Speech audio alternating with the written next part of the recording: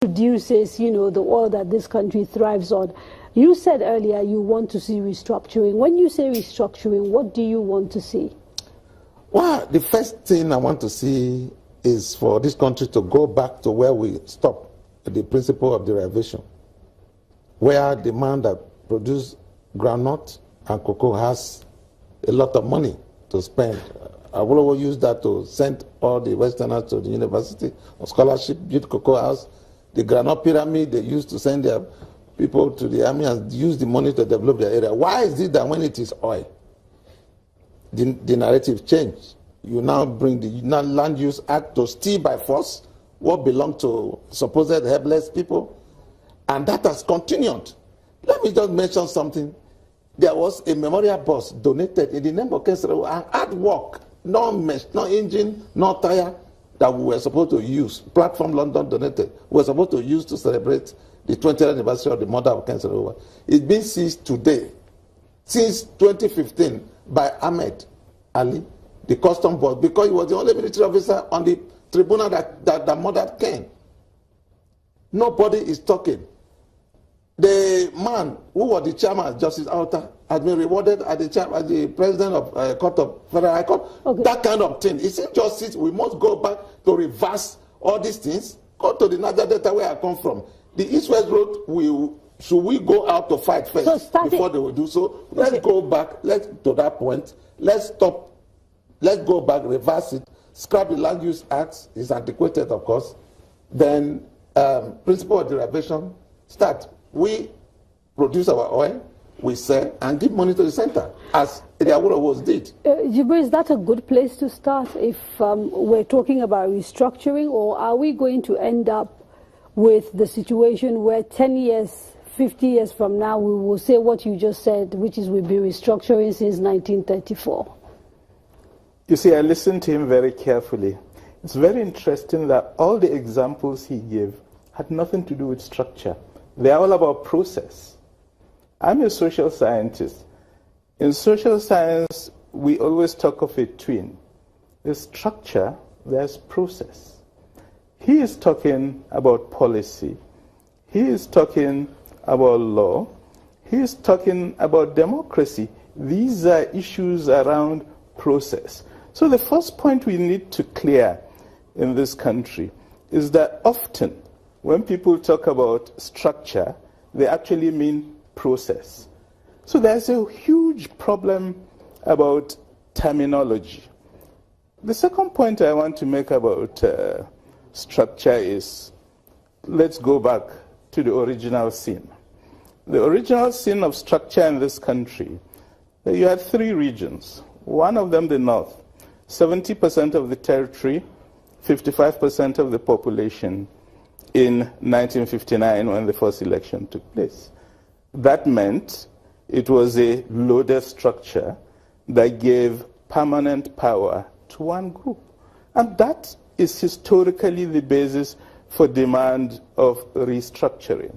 And then we embarked on that journey, and from those three regions, two originally in 1934, we now have 36 and a half states. The FCT being the half states. So what does that mean in terms of where we've been headed for?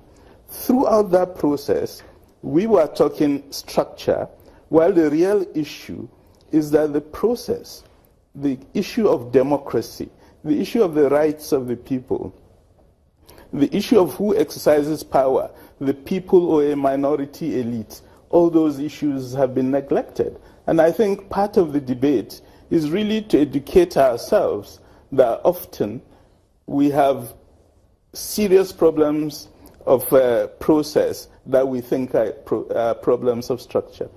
Okay, thank you very much. Don't forget, you can watch us. We are streaming live on Facebook, YouTube, and Periscope. And you can join the conversation on Twitter at Channels TV or at Kedria Ahmed. I want to start bringing in the audience. And what I'd like us to do is, if you don't mind, when you are about to speak, if you could tell us who you are, just so that our audience have a context of the place your comments are coming from. And if we could start, I think there's someone already holding a mic. Your comments about what has been discussed so far about Biafra being a metaphor for restructuring and the issues that we're trying to grapple with around what sort of restructuring we should be looking at if that is the solution. Well, thank you very much. And thank you for inviting me. I think... your name, sir, please. My name is Honorable Mohammed Kumalia. I was a former minority leader in the House of Representatives, 1999 to 2007.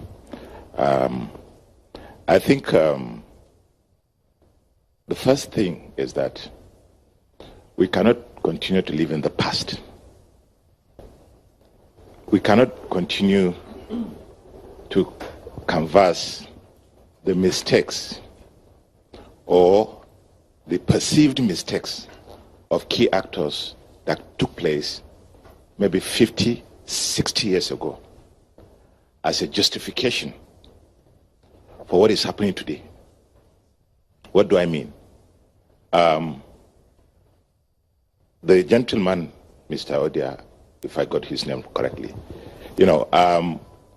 kept talking about the foundation and the starting point and the mistake, during the First Republic and so on, which Professor Jibo, to my mind, has really addressed those issues.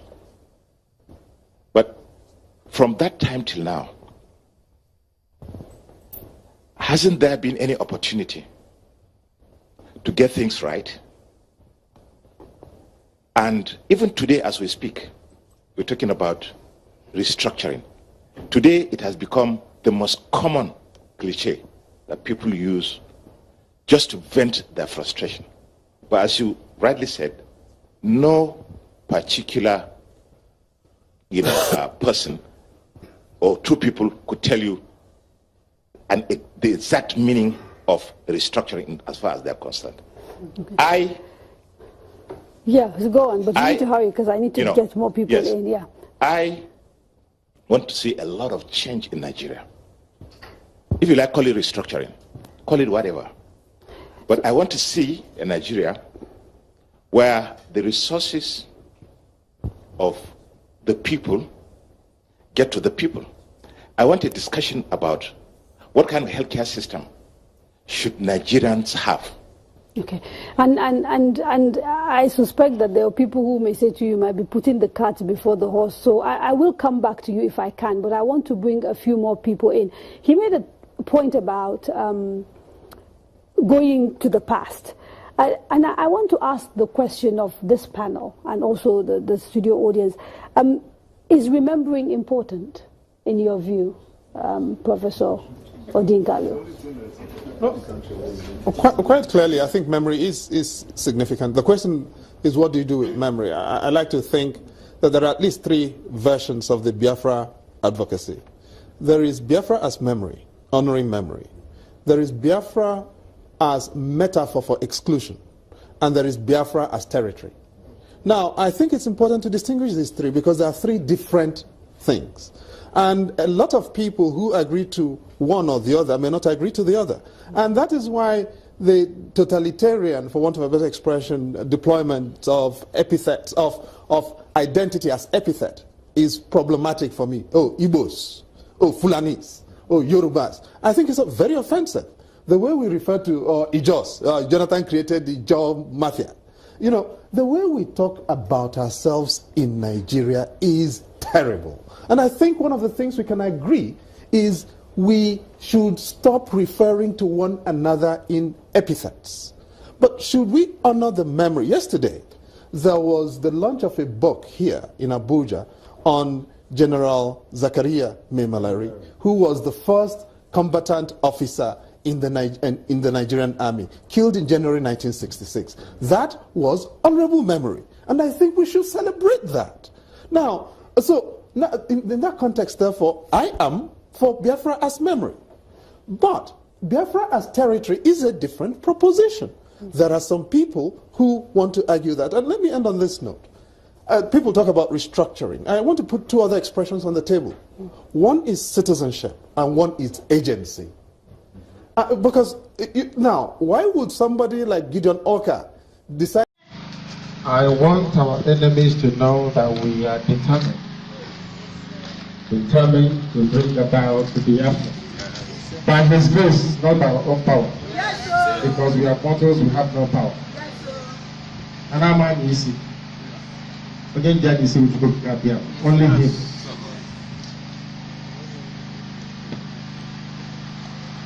What brings me joy and gladness is that there are some people, young people that left not too long ago.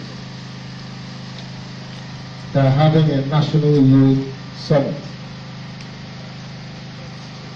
for believers. Those of us under this very color, under this banner. I think something around July, 15th of July. Before Radio Biafra came, before we came, or should I say, before Biafra determined that we should come, I hardly go out and go to see people like you, dressed this way, walking about food. I'm sure you know that. Never before, never. If you're walking, you see this man celebrating Church of God and Adula, or Celestial Church maybe. I never saw people moving about like this. Proudly on the road. If you have seen it, tell me. Before, it wasn't there. 25 years. 25 years. Amazing. But that tells you how far we have come. That now people proudly stand up and sing the Kiddush Shabbat of the Lord. You know what it means? As we are saying it every blessed day, so is the Most High watching us. And saying, because of those people, because of this children, I will bring Biafra. You don't know that? They said, because of you. Not because of our righteousness or because we are good, no. As I told him also inside the while ago, people of Biafra also know you first to think about Biafra. Do you know that? Yes. If you don't think about Biafra, how are you going to worship it? How? Can you worship the first time in a foreign land? No. Because right now we're in a foreign land. In case some of you think that what happened in Egypt was a fluke, when the children were taken into captivity in Babylon, they also sang the song and said, how can we get people in a strange land? It's not possible. Yes. Is that correct? Yes. So people are there himself knows. If he wants us to build temples and not churches, to give synagogues for him, then Biafra had better come. Because when Biafra comes, according to his divine will, when we go out and we start meeting people, we say, without him, I will not Biafra out. Do you understand that? Yes. And there is no stronger message of compassion than that. Yes. The reason why the children of Israel picked up the message of the Most High is because He brought them out from Egypt. Is that not correct? Yes. You must do as you are told. Everything I tell you is a message from heaven. I can't wake up and ask you not to eat. Or to start eating grass. Never. Anything I tell you is how heaven wants me to tell you. Sometimes I go out to listen to advice from people. This very morning, as I was going to the first time,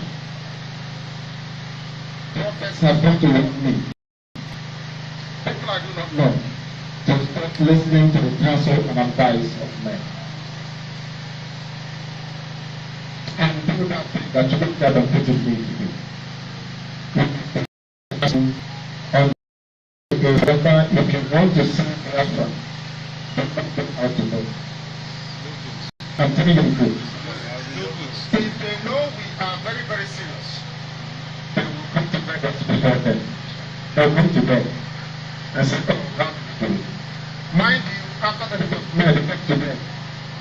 After that rate of men, they came to bed, but your government doesn't allow them to come. Especially, they said no, that they shouldn't come to see IPOB, that they are the governors of Malaysia, that they control how the people will see how they think. Is it true? That they control the people? It is IPOB that owns the people. Yes. By the grace of the Most High, not them. On the 8th November, we will put the name of the people that will continue to save our land. Yes, sir. Yes.